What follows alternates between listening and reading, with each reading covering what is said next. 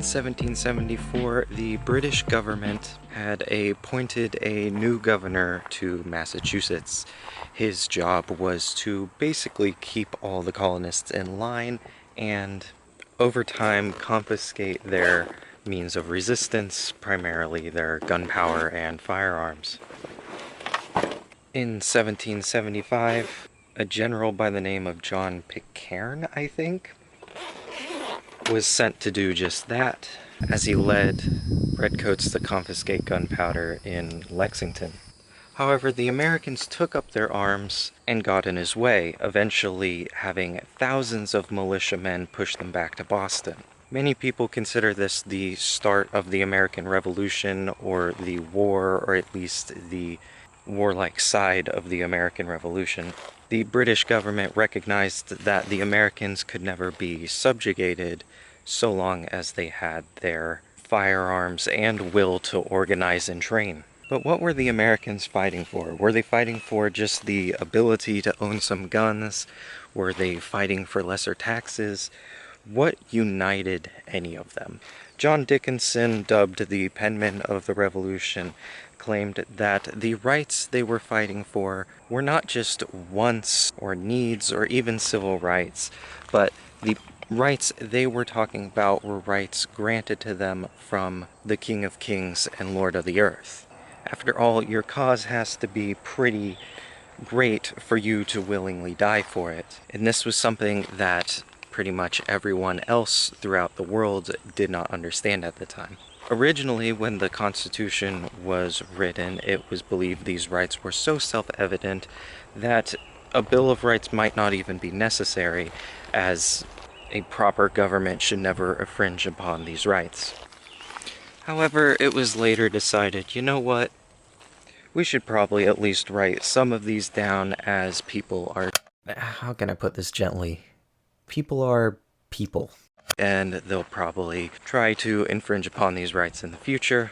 Thus, the Bill of Rights was born. The Bill of Rights was influenced by the Virginia Declaration of Rights, which was written by George Mason. In the Virginia Declaration of Rights, it explains that the militia is the most natural form of protection for a free society, and that standing armies should be avoided in times of peace. When questioned, who is this militia, George Mason answered, it is the whole people. And when the Second Amendment was written, it was clarified in its own separate thought that the right of the people to keep and bear arms shall not be infringed. The right to bear arms is so fundamental because it is essentially the essence of self-government, saying that the people can handle the responsibility of taking care of themselves, and it is also their duty to do so. It is also the only way to prevent tyranny and also give them the power to protect their liberty. Despite this, by the earliest 20th century, a lot of Americans started seeking more security in their government, which saw the creation of a lot of unconstitutional government expansion and so-called laws. One of those laws being the National Firearms Act, which, without a constitutional amendment, regulated certain types of firearms that nowadays people like to say are weapons of war or weapons only used for the military. While most of that is just blatantly untrue, even if it were true, as we just talked about, the point of the Second Amendment is to be able to stand up to standing armies that might threaten our liberty. So it kind of ensures that the American people have a right to bear weapons of war. This here is a Ruger Mini 14. It is essentially a tiny version of the M1A, which itself is a civilian version of the M14.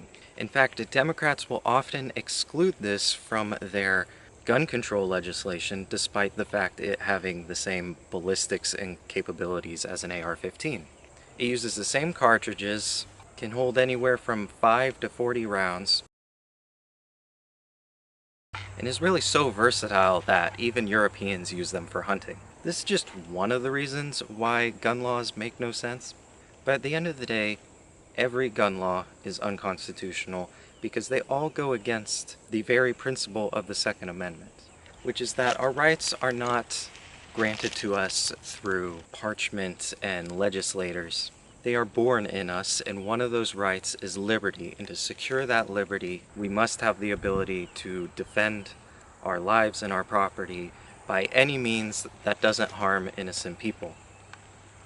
And as much as the media would like to claim, just because you own a scary black rifle doesn't mean you're a threat to innocent people, just to the people who might come and try to tyrannize those very same people.